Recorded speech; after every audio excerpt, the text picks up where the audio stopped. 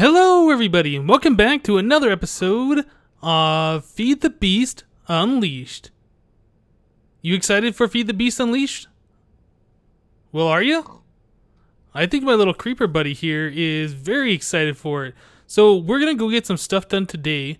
Why don't you come follow me? Come on. Oh yeah, we are going to get some stuff done. Woo!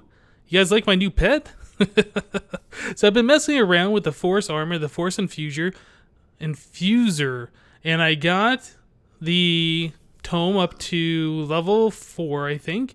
And with that, I was able to put Bane on my armor. My old armor was about broken, so I went ahead and made some new stuff, and I just put some random things on there. So I got Bane, damage, luck, and speed, so I can move around quickly. If I punch something, I think I have a chance of getting fortune. Maybe multiple seed drops or whatever. Like if I punch coal, I should be able to get multiple drops of coal. Bane, though, makes mobs that normally would explode like a creeper or something pretty much harmless. Isn't he adorable? Oops. So yeah, I've been having a lot of fun with the Force Armor. It's very good stuff. Hey, did that zombie just appear right there? What happens if I punch the zombie? Does he still attack? Yep, he does. Okay. Just had to check that out. Right on. So yeah, so between last episode and now, I've been working on the skeleton grinder a little bit. Like we were saying before, the main goal of that is to produce some biofuel. Well, I went ahead and I cleaned some things up. I installed a tank underneath the grinder here. And this is the largest size iron tank that you can make. Now, you can also make these out of steel, and I think they hold more fluid. But I think 10,368 buckets is going to be more than enough of biofuel, at least for now. If we need something bigger, we can always rip this down and make it out of steel or something like that. So, yeah, I went ahead and I cleared out the space, put in the tank, made all the parts for it, rolled out all the iron, and got a lot of stuff done here. Actually, let me go ahead and pull out my axe so you guys can see in here. So yeah, there's one block of space between the tank and the walls. A little room to walk underneath it. Got the floor done. Looks like I did miss a spot up here. Yeah, I need to fill that in. I was going to open this up and be 2 blocks above the tank. But right above this piece of cobblestone right here is the conveyors for the skeleton. So yeah, that won't work. I'd either have to move the tank down or something like that. For now, I think we're just going to leave it. I don't really need the top available. We'll go ahead and put in the fluid for the tank right here in this valve. So that'll be pretty good. So last episode, I was also talking about I wanted to get this tank so it'd be auto-filled by computer craft. Like if computer craft registered the tank wasn't full, it would start making more biofuel or whatever. Well, it turns out, after I went through all these peripherals and all that stuff that's included in Feed the Beast Unleashed, there isn't anything here that appears to interact with tanks. I was pretty sure there was some kind of a tank reader or something like that before, but it doesn't appear there it is. Alright guys, well we're taking a quick little break, a little detour from the video. I recorded that a couple days ago, and then I found out after doing some more research how to get computer craft to actually read from a tank, and it's actually not that difficult. I'm not going to go too much into it right now, but I did want to let you guys know that I did find out how to do this, and I wrote a little program that will show you what's in the tank. So if I do liquid here, it says the name is empty, there's nothing in there, 0 bucket, 0% full. So if I hook this up to these liquid ducts here, and we start piping water in there, we can go ahead and check this program again, and it'll now say there's name of water in there, 6.5 buckets, and 1% full. So yeah, this is pretty good, and this is going to be how I'm going to monitor how much liquid is in there. Again, we're not going to go over how the program works or anything right now. I just wanted to let you guys know that I did figure it out, and there is a way to do it. So I've also cleaned this up. I got rid of all the obsidian pipes we had here and then the iron pipes, and I've scaled it down to just 1 obsidian pipe, some golden pipes here, and then I'm filtering out everything that I need to filter out pretty cleanly, I think. The way I did this was, these are stone brick covers, the forged multi-part micro blocks, and well, maybe better if I go upstairs and show you if I cannot click the wrong thing. Okay, so let's get up here. Let's break those two out. Okay, so we've seen this. The conveyors push forward, and then the mobs land right there. Whoops, let's fly up. Get me in here. So the mobs land right here, and then in front of that, where the drops go, I have another conveyor belt that's pushing everything over this side, and they all are going to land right on that obsidian pipe. And I think that makes everything look that much cleaner, a lot less pipes going on. Yeah, overall, definitely a lot cleaner. I like the way it looks now. Okay, so let's get this back together. All right. So yeah, now we got to figure out... Yeah, that's all there is right now. It's just that little lip. You can barely even notice there's anything there. And when it's all going, all the drops just land right here on the obsidian pipe and go into the sorting system. Okay, so what we got to do now is figure out where we're going to put our bioreactors to create the biofuel, and how we're going to get the biofuel from wherever we're going to put those into the tank. Now, probably the easiest way would be to just stick the bioreactors on the other side of this wall back here and have a pipe coming out that's going right into here. We could do that. That's definitely something that would work. We could also put the bioreactors maybe down here in the wall or underneath, and then all feeding into a liquid tesseract, which feeds into that tank and would make it look a little bit cleaner. I think that might be the way I want to do it. So in order to do that, we're going to have to actually make some tesseracts. And I don't think we've done that yet. Oh, I've also cleaned this up a bit too. I made this all one level, so there's no more stair that goes down. And then I got rid of that one torch that we were seeing before, and I've covered it up here. Let me go and break that out. So there's that torch right there. That's the signal inversion.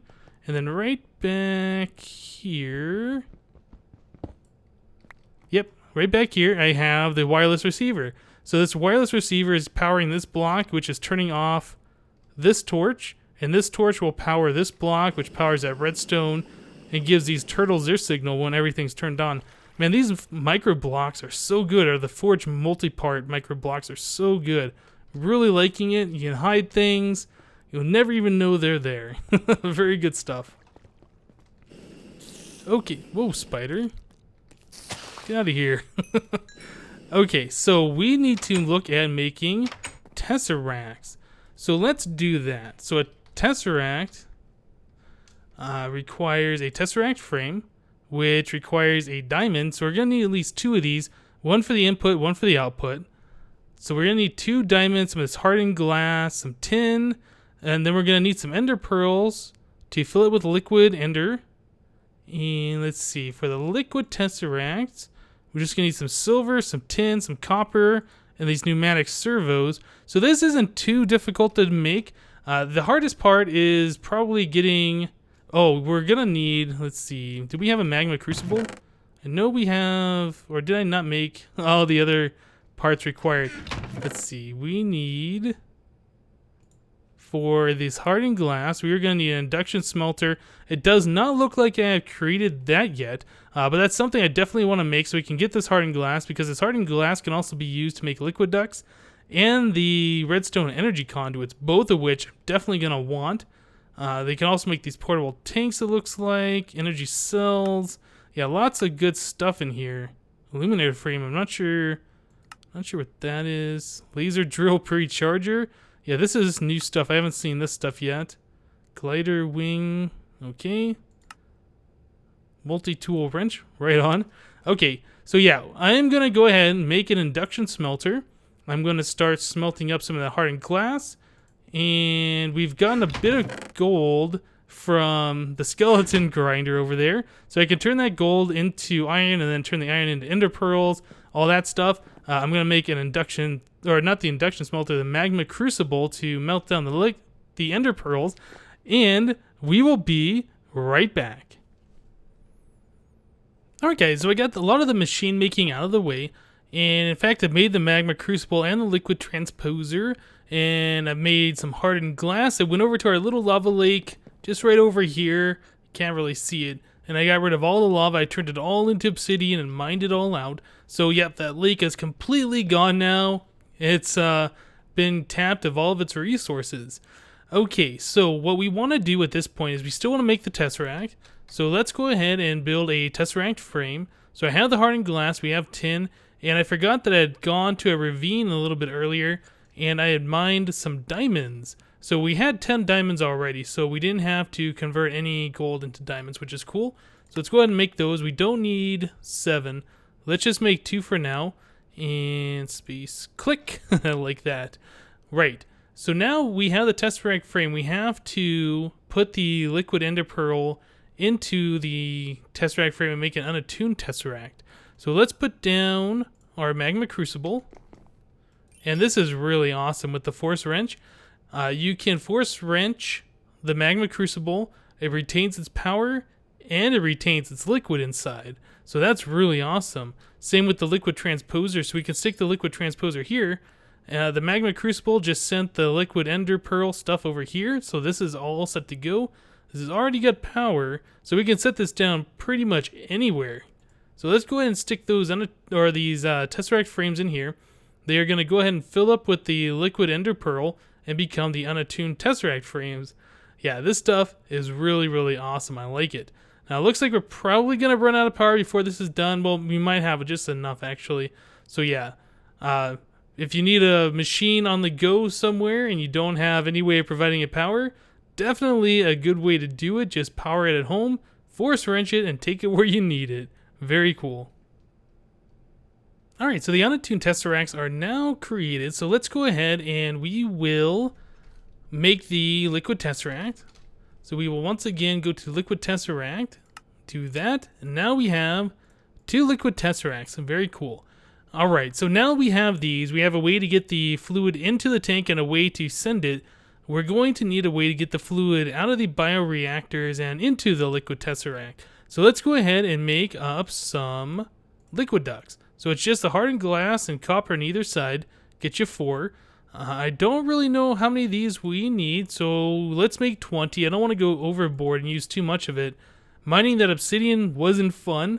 Even though I have efficiency 3 or 4. Actually, I'm not even sure what this pickaxe has. As you can notice here, I actually have some new things on here.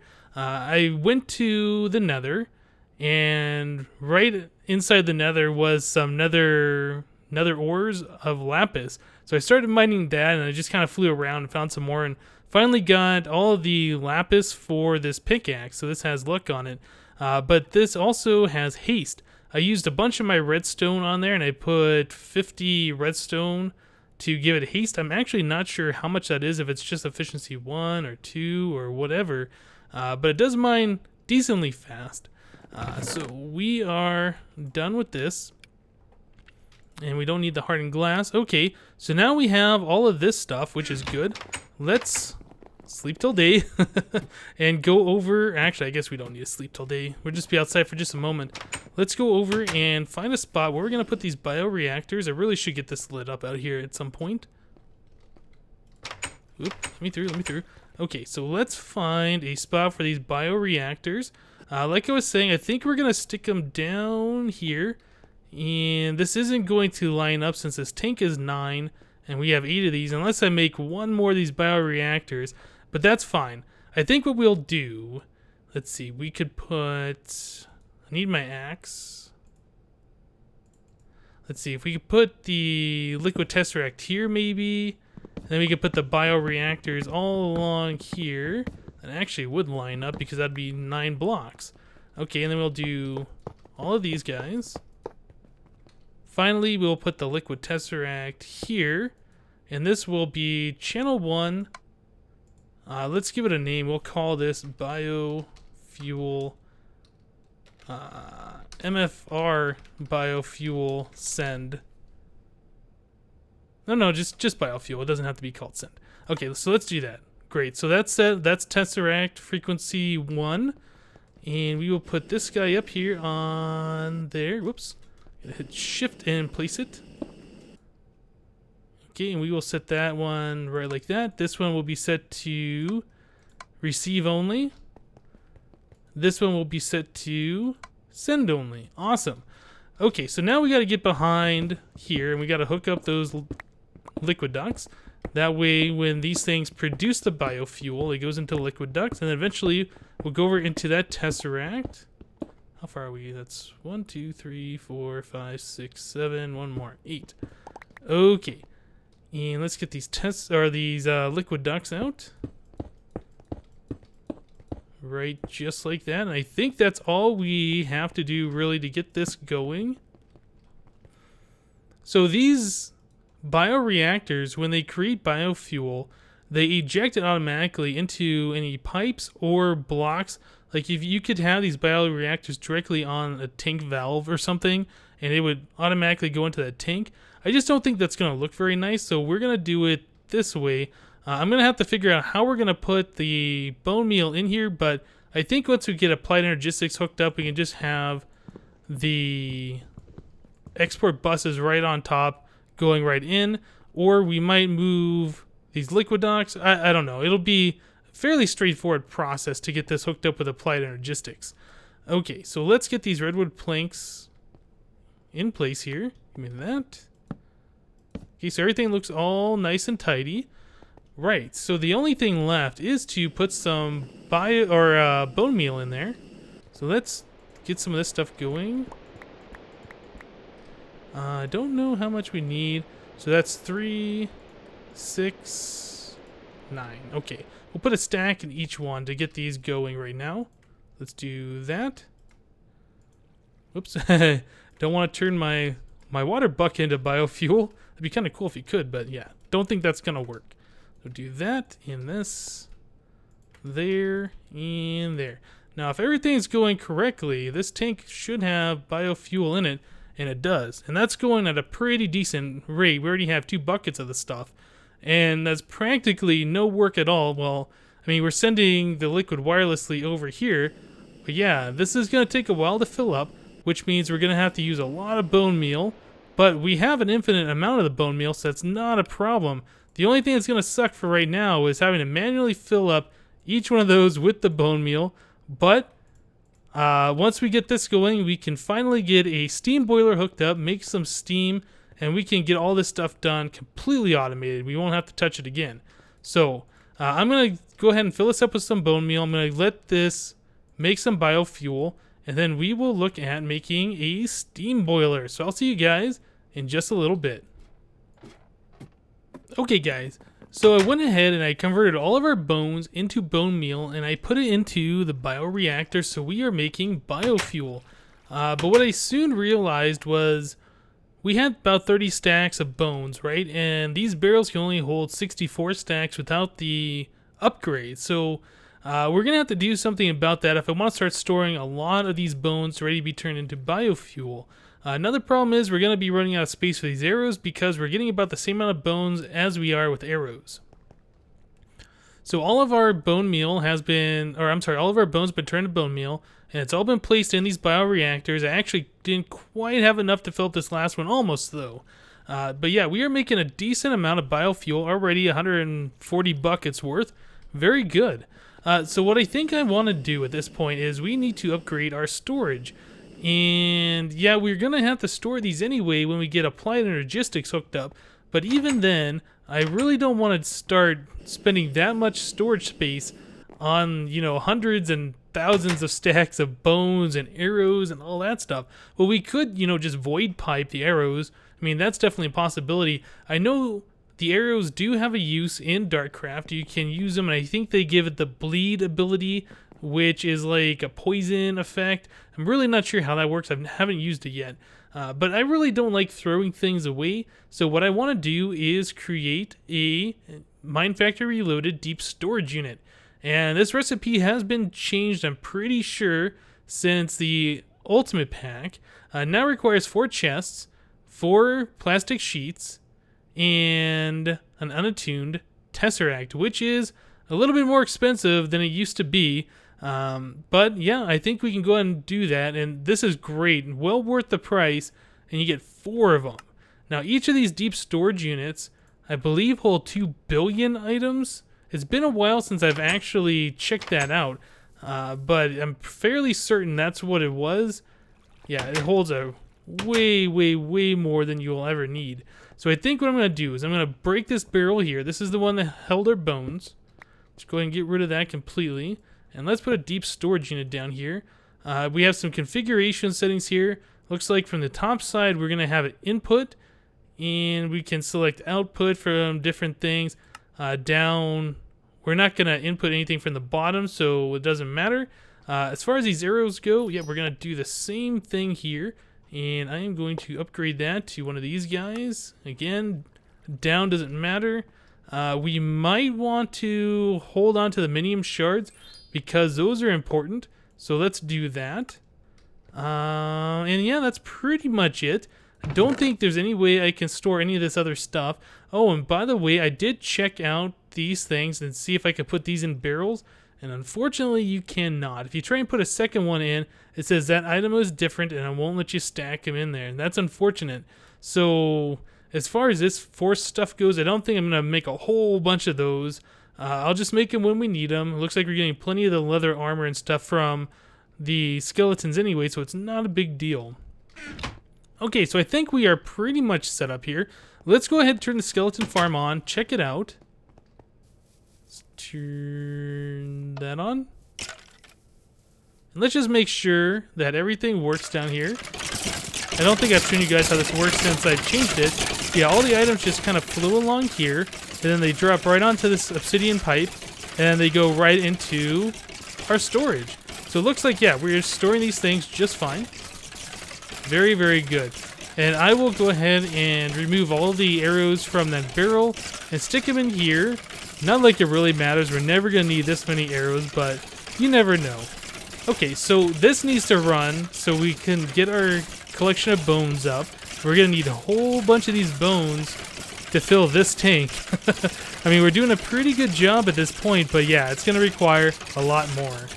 Alright, so let's get away from here, and this is pretty noisy. Okay, so I was also looking at the recipes for making a steam boiler, and if we're going to do it, I want to just go ahead and do the biggest size.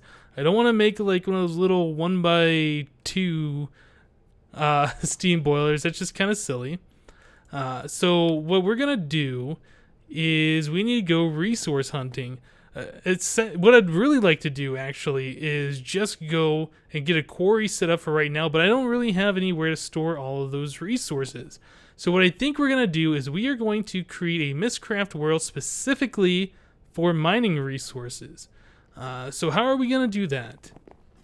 Well, I went hunting for pages in Mystcraft, and I've sorted all the pages out. So all the biomes I have in its own little notebook, and all the biome controllers we have. We got large biome, single biome, small, tile, tiny. We got a lot of different choices here. I put all the pages. I went to the Mystcraft wiki, and I kind of separated these out, how they're separated out on there. So they have like the stars, the moon, and the sun all in the celestial section. So I've kind of done that here. Colors and weather and blocks and directions and lighting, all of this stuff. Terrain is what I'm kind of interested in doing, and I want to create a cave world. Now, why would you do a cave world? Well, because if you're going to go resource collecting, the most exposed amount of resources you'll find in a cave. So if you make it a cave world, pretty much all the walls and everything like that is just going to be filled with resources ready to be picked out. We got a bunch of different types here, islands, skylands. I still don't have like normal terrain, and I want to do flat, but I don't have those yet, so that's something else I'm going to have to go and find. For now, I think we're going to go ahead and do a cave world, so let me go ahead and get all the pages ready, and hopefully we can make a perfect cave world Mystcraft age for mining. So I will see you guys in just a little bit.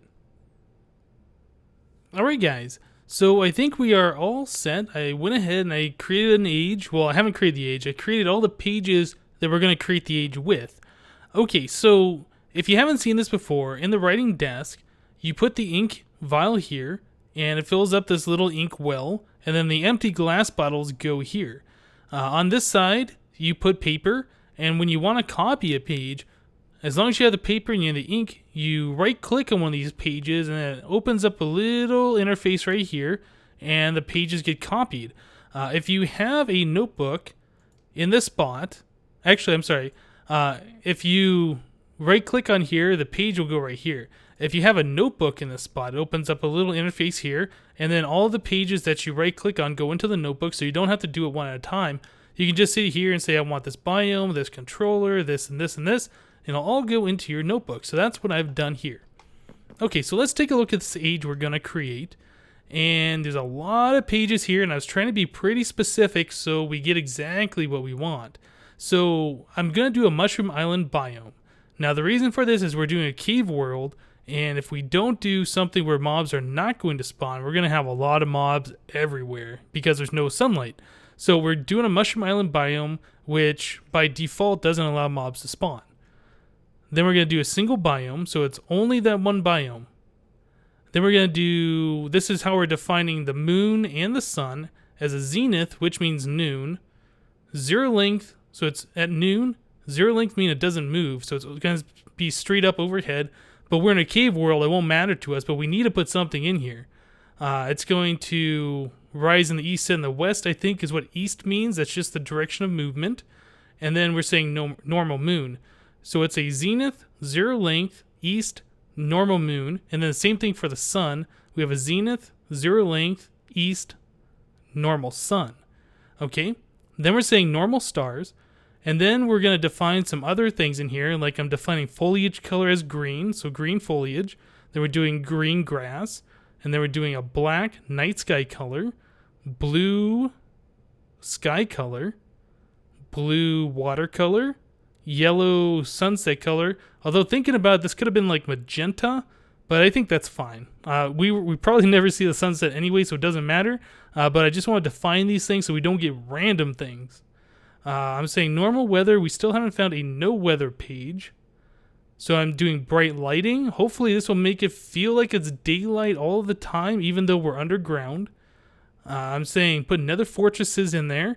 This is so I can easily collect some of the nether brick. I ran out of that, making, I think it was the magma crucible required 2 pieces, and I only had 2 left. So if we've run into these, I can collect some more blaze spawners.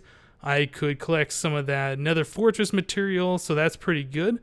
A star fissure, which really isn't required. That opens up like a little ravine down into the void, and if you fall into it, it takes you back to the world spawn. Just in case you run out of a book or you have no other way out, this is always good to have. And then I'm going to say it's a cave world for the terrain generation. And finally, clear modifiers. So this will just clean up any excess floating modifiers or whatever. This is just good practice in the previous version, in like the ultimate. I don't know if it's still required in the unleashed version, but I'm going to put it there anyway. Okay, so we have all these pages ready to go. So we have to go to the bookbinder, and the very first thing you have to do is put in the link panel, and this will get us a descriptive book, but we were going to add our pages. So we take our notebook, and then we right click, and these pages should all be in the same exact order as they were, all the way down, and click right here and scroll. And you just double check and make sure everything is the same, but I am fairly certain everything will be fine. Everything looks like it's good. So let's just go ahead and create this descriptive book. Okay, so this should now be age 4. Very good. All right, let's set age 4 right here. And as always, before you go to a Mistcraft world, make a linking book back so you can get back home. Okay, so here we go. Here's a linking book to the overworld. If anything goes wrong, we can get back here. No problem. And I do want to make a book stand because I'm pretty sure this age is going to be good, but I don't know for sure. Let's just use some of those and that. And is it this? I'm trying to remember, is it that? Yes, okay, so there's our book stand. Let's put this stuff back away. Great. I'm going to keep that notebook on me. We might run into libraries there. I don't know if they appear in the cave worlds. I assume they do. So I think we're good. Let's go to age 4. And let's see what happens.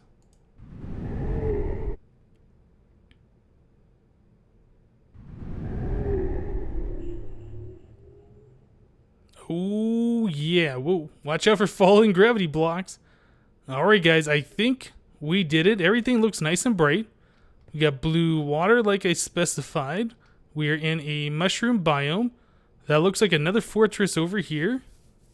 That certainly is. That's great. So now we have unlimited access to the nether brick. We have all these exposed resources all over the place.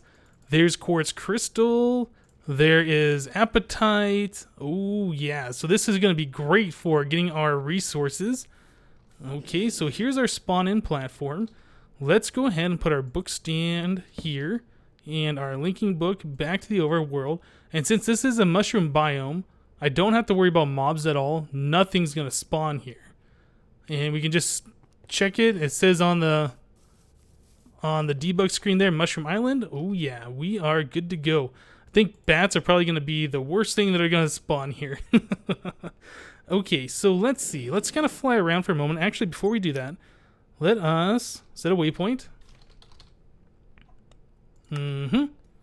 Okay, so now we got direction on how to get out of here. Let's just fly up. Now, I think when it generates like this, it's using the same terrain generation as the nether. So we'll have like water flowing down, which would be like lava in the nether. I think that's how this works. It feels like nether terrain anyway. But yeah, this is pretty cool. And then we got the nether fortresses here. Now, I wonder... We won't get mobs spawning, but I wonder if there are blaze spawners. I would imagine there would be. Oh yeah, that's a blaze spawner right there. So yeah, we can go around and collect more blaze spawners, which is very, very cool. Awesome. Okay, so let's see. One thing that I am really interested in is quartz for applied energistics. So let's just fly around for a little bit. I know I saw some earlier, and now I don't see any. But this will be pretty easy to find. Just, oh, here's another fortress right here. Just gotta fly around, look in the walls. I'm sure we'll find some eventually. Man, this stuff is like super hard to find. All right, here we go. Here's a bunch of it in one little spot. So this pickaxe does have Fortune 3, and I know you guys told me I can make the Force pickaxe out of Fortune 4, which I might go do. But for now, I think this is going to be a great way just to collect this resource without having to be harassed by mobs and anything like that. I can just AFK if I need to. Don't have to worry about creeper sneaking up on me. Awesome. Alright guys, well I think that is going to do it for today. I have a lot of resources that I need to collect, and I need to make sure my jetpack's going to hold out. Yeah, I think we're good there. So yeah, we got a place where we can harvest all of our resources now. And we have biofuel being made in the overworld. I should get that area chunk loaded so it's constantly spawning skeletons, creating biofuel, and filling up that way. But yeah, I think that's going to do it for today. Hope you guys enjoyed this episode. Got a lot of stuff done, and we are preparing to get our power up and running. Alright guys, that's going to do it for today. Thank you for watching, and we'll see you next time.